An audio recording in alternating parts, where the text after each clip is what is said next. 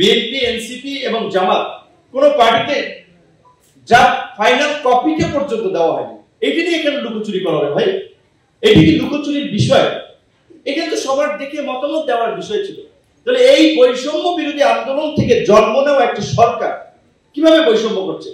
কাজে লাগিয়ে আমরা যতটুকু জন আকাঙ্ক্ষা আমরা পূরণ করতে পারি, সেই জায়গা থেকে আমি আজকে আলোচনার টপিকসে যে বিচার সংস্কার এবং নির্বাচনের বিষয়ে 11 মাসে আমি আজকে প্রথম আলোতে রিপোর্টটা দেখেছি যে আপনার 4 আগস্ট অভ্যুত্থানের পূর্বে কারাগারে বন্দী ছিল ৮৮,০০০, আর অভ্যুত্থানের পরে ২৮শে জুলাই মানে জুলাইয়ের লাস্ট তথ্য অনুযায়ী এখন কারাগারে বন্দী আছে ৭৭,০০০।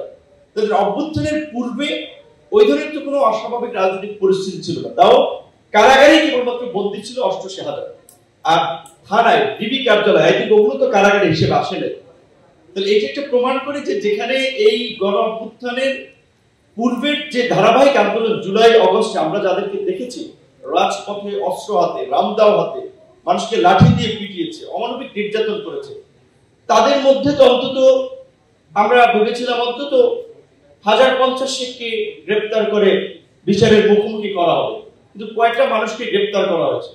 বরঞ্চ এমনও দেখেছি যে গ্রেপ্তার করে অনেককে জামিন দিয়েছে। কারণ যে আওয়ামী লীগ বা মুজিববাদের বিরুদ্ধে আপনারা মুজিববাদ মুর্দাবাদ বলে স্লোগান দিচ্ছেন, আপনাদেরই সমর্থিত সরকার কিংবা আপনাদেরই উপদেষ্টা পরিষদ, কারণ আপনাদের কলিগরা কমরেডরা তো উপদেষ্টা পরিষদে আছে, তারা একটা মুজিববাদ জিন্দাবাদ মানে জিন্দা মুজিববাদ রাজনীতিকে আবার নতুন করে চালু করতে চাচ্ছে।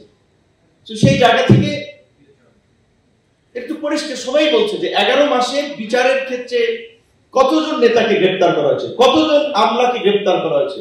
শুধুমাত্র কি রাজনৈতিক কর্মীরাই এই ফ্যাসিবাদের সাথে জড়িত ছিল কিংবা আমাদের উপর নিপীড়ন চালিয়েছে? সাংবাদিকদের একটা অংশ ছিল না, ব্যবসায়ীদের একটা অংশ ছিল না? সেই ব্যবসায়ীদেরকে আপনাদের কমরেডরা এবং আপনারা প্রোটেক্ট করছেন না, করছেন। কাজে সেই এই দুটো বলছি যে সেক্ষেত্রে বিচারটা কিভাবে হবে?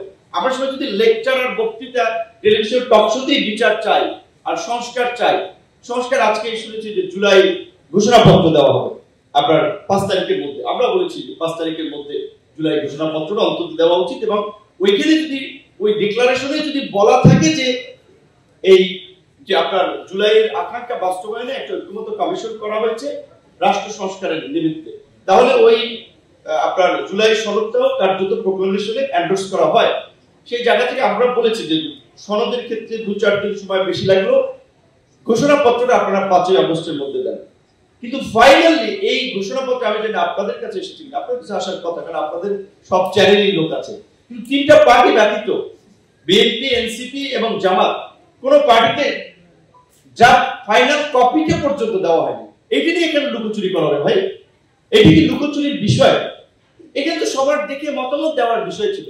তাহলে এই বৈষম্য বিরোধী আন্দোলন থেকে জন্ম নেওয়া একটা সরকার কিভাবে বৈষম্য করছে?